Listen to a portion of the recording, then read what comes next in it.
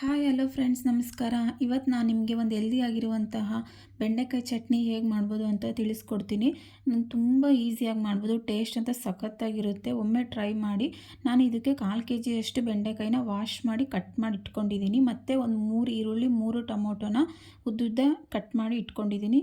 ಇದಕ್ಕೆ ಏನೇನು ಬೇಕು ಅಂದರೆ 1 ಕಪ್ಪಷ್ಟು ಕೊತ್ತಂಬರಿ ಸೊಪ್ಪು, ಮತ್ತು ಒಂದು ಸ್ವಲ್ಪ ಹುಣಸೆ ರಸ, ಹುಣಸೆ ಹಣ್ಣು ಹಾಕಿದರೆ ಟೇಸ್ಟ್ ಚೆನ್ನಾಗಿರುತ್ತೆ. ಮತ್ತು ಒಂದು 2 ಗೆಡ್ಡೆಯಷ್ಟು ಬೆಳ್ಳುಳ್ಳಿ ಸಿಪ್ಪೆ ಸುಲಿದು ಇಟ್ಕೊಂಡಿದ್ದೀನಿ.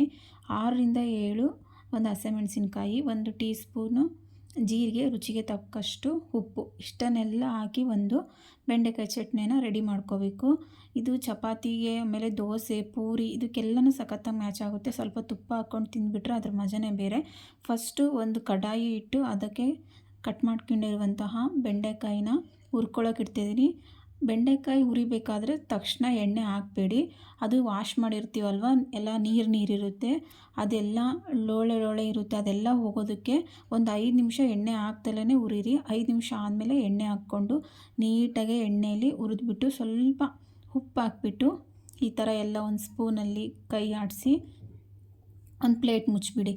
ಇದನ್ನು ಮುಚ್ಚಿ ಇನ್ನೊಂದು ಚಿಕ್ಕದಂತಹ ಇನ್ನೊಂದು ಕಡಾಯಿ ತೊಗೊಂಡು ಅದರಲ್ಲಿ ನಾನು ಹಸಿಮೆಣಸಿನ್ಕಾಯಿನ ಹುರಿತಾ ಇದ್ದೀನಿ.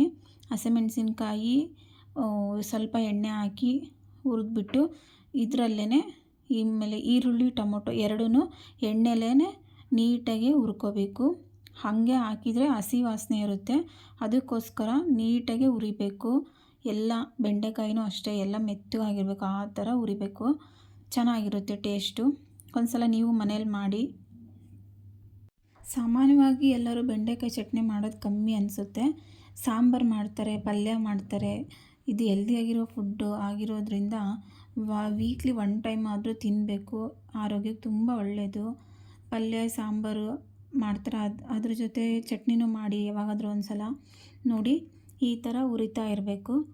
ಎರಡೂ ನಾನು ಹುರಿಯೋಕೆ ಇಟ್ಟಿದ್ದೀನಿ. ಬೆಂಡೆಕಾಯಿನೂ ಒಂದು ಒಲೆ ಮೇಲೆ ನೀಟಾಗಿ ಫ್ರೈ ಆಗ್ತಾಯಿದೆ. ಈ ಕಡೆ ಟೊಮೊಟೊ, ಈರುಳ್ಳಿನೂ ಫ್ರೈ ಆಗ್ತಾಯಿದೆ. ಇಷ್ಟು ರೆಡಿ ಆಗೋದ್ರಲ್ಲಿ ಇದನ್ನು ಈರುಳ್ಳಿ ಟೊಮೊಟೊನೂ ಬೆಂಡೆಕಾಯಿ ಜೊತೆಗೆ ಹಾಕ್ಬಿಡಿ. ಲಾಸ್ಟಿಗೆ ಹಾಕ್ಬಿಟ್ಟು ನೀಟಾಗಿ ಎಲ್ಲ ಹಿಂಗೆ ಚಮಚದಲ್ಲಿ ಎಲ್ಲ ನೀಟಾಗಿ ಹಿಂಗೆ ಅಂದು ಒಂದು ಪ್ಲೇಟ್ ಮುಚ್ಚಿಬಿಡಿ.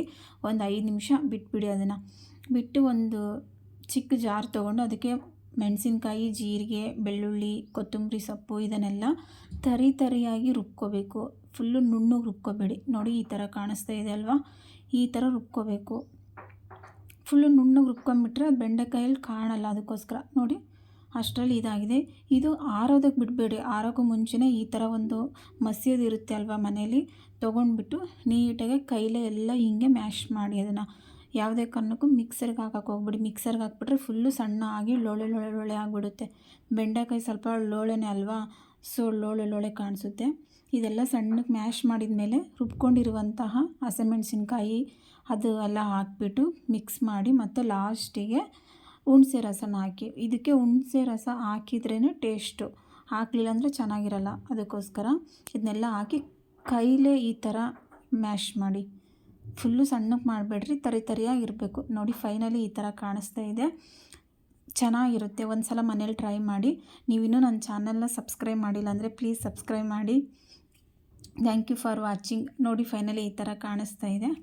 ರೊಟ್ಟಿ ಜೊತೆ ಬೆಂಡೆಕಾಯಿ ಚಟ್ನಿ.